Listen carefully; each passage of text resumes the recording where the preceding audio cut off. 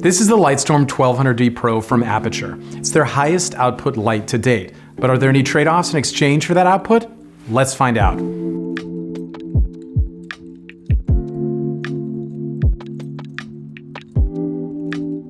Hello, my name is Grant Mailer-Sheldon and I'm a director of photography and producer based in Los Angeles.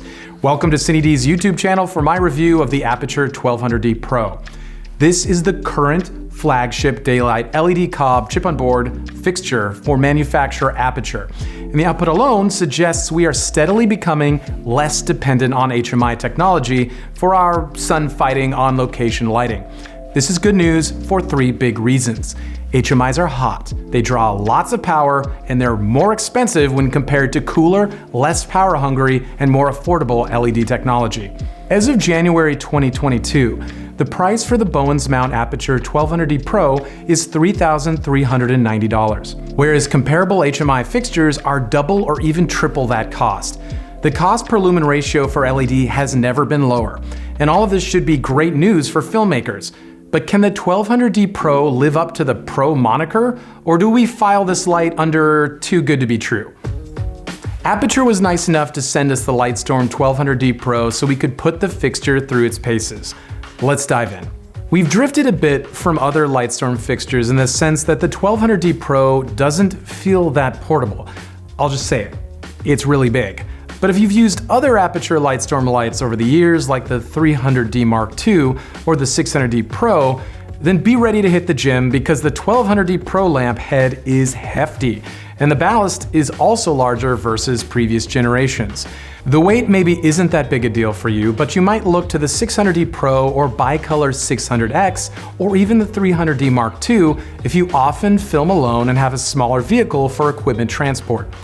The excellent output of the 1200D Pro is useful, but ask yourself if the fixture's size trade-off is worth it in all shooting scenarios. It might not be. It goes without saying that you'll want to use a combo stand like this and not a C-stand for the 1200D Pro lamp head. The mostly metal weather-resistant build quality of the 1200D Pro is excellent. I've always been a fan of the ballast clip, which also can be purchased separately, and the rolling semi-rigid case is also great. I just wish I could keep all my hyper reflectors in it for one compact package.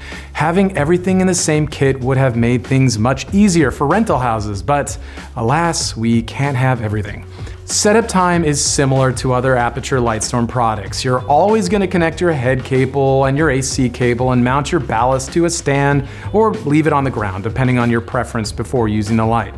Thankfully, Aputure heard their community and seems to have increased the length of the head cable to about 25 feet with the latest generation of Lightstorm fixtures that are shipping. This of course allows the lamp head to be placed further away from the ballast, which was a necessary change for professional users.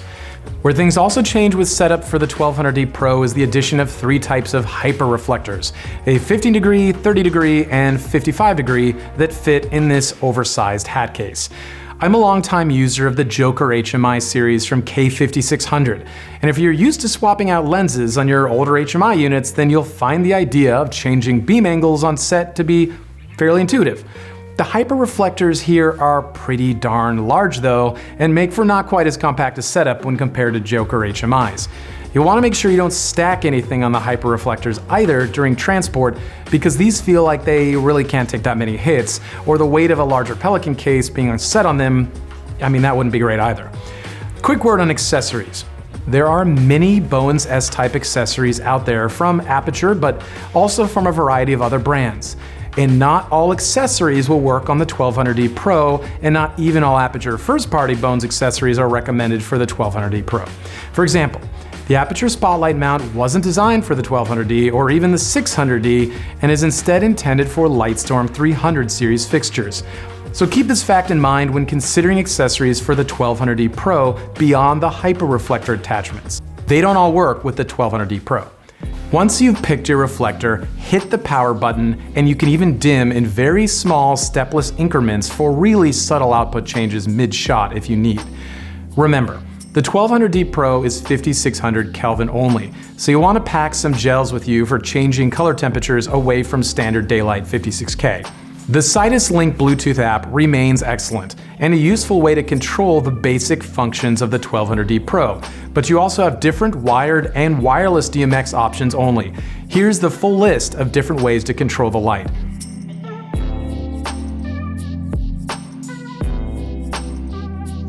The Bluetooth works well on smaller sets, but the moment you get into a soundstage or on location with over a dozen fixtures in play, then my gaffer immediately turns to available DMX options. It just works a little bit better and faster.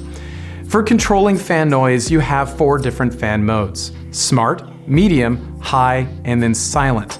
Depending on your climate and distance from your subject while recording audio, this might be more or less important to you. But here in Southern California, I just kept the fan mode on smart and I didn't experience any audio issues. A word on powering the fixture. There's no battery plate on the 1200D Pro, and that makes sense given that I'm not sure what gold mount or V-mount battery has enough juice to power this for any length of time anyway. Your best bet is a small generator or block battery using the 1200D Pro's dual 48V 15A DC inputs over 3-pin XLR.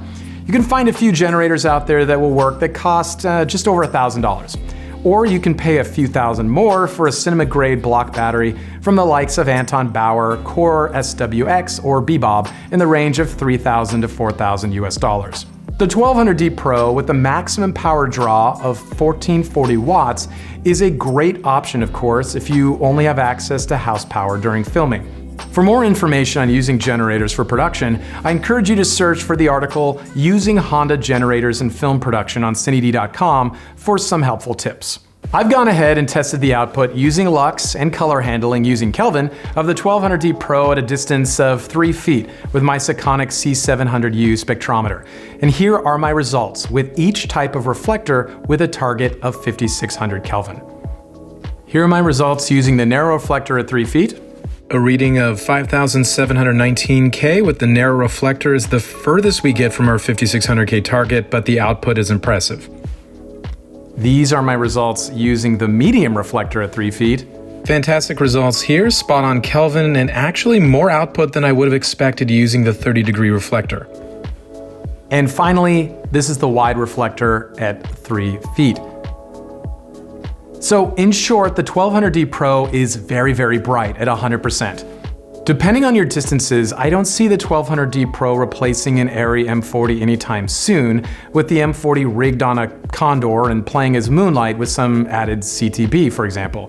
It isn't quite punchy enough for that. So in many cases, we're still stuck using HMIs with their expensive bulbs for at least a few more years until LED output is pushed even further. Time to talk comparable products. In terms of other products out there that compete with the 1200D Pro, this light is in a bit of a league of its own, at least in the LED space. The $3,350 daylight balanced Nanlux Evoke 1200 might be its closest recently released cousin, but beyond the watts, they have very different designs. The Lightstorm 1200D Pro has a definite hotspot when pointed at a wall using their reflectors. I actually prefer the Evoke 1200 shadows just a bit more when using the Nanlux reflectors. Definitely not an issue for the 1200D Pro though. If you're using something like the CRLS light bridge system, then a hotspot isn't a big deal then. You could also mitigate that hotspot with other modifiers, of course. The Evoke 1200 also has a louder fan versus the Aputure 1200, though it is a consistent hum that you could easily remove in post if you had to put this setup right next to your talent for some reason. The Evoke has an 11 degree to 45 degree Fresnel that is pretty bulky. Currently, the Aputure 1200D Pro doesn't have a Fresnel accessory officially. Though you could experiment with the F10 Fresnel, but that really isn't manufacturer approved. I don't recommend it. Right after we shot this video, perhaps sensing that we'd be bringing up compatible accessories, Aputure released this handy chart breaking down accessory options for the 1200D Pro into optimized, compatible, and third-party columns. In terms of travel, the 1200D Pro from Aputure wins. It's just smaller. It fits in a slightly more contained package. I also want to touch really quick on the Evoke 1200's so-called flight case that will set you back $624 US. It's a bit strangely named, as you really can't take this on a domestic flight anywhere in the United States currently. So maybe it's named a flight case because you could toss it from a plane and it would survive the impact. Yeah, it's that good. Nothing will ever damage your light in this thing. It's indestructible. But the trade-off is that it's really heavy and it takes two people, literally two people, to lift into and out of vehicles. It's not solo operator friendly. The IP54 rating of the Evoke 1200 means it can take some moisture as long as the ballast is in the horizontal position, and the Aputure 1200D Pro is listed as water and dust resistant, but I personally would feel a bit better about leaving the Evoke 1200 outside in the rain. There you have it. That's my quick comparison between the Aputure Lightstorm 1200D Pro and the Nanlux Evoke 1200. Simply put, they're really different, and some of the points I went over may be more or less important to you when making your purchase or rental decision. It's pretty even in my book. I'm going to go into a bit more detail in a written review of the Evoke 1200 soon, so keep a lookout for that, but I wanted to give you a brief glimpse into the key differences between both of these new 1200 watt fixtures. Alright, let's wrap this up. Given the weight of the Lightstorm 1200D Pro, it might not be your every situation lighting fixture, but that fixture doesn't exist anyway. The Lightstorm 1200D Pro is best used as a key light in a setup where you have some time to pre-light and really choose the perfect reflector and placement for the light.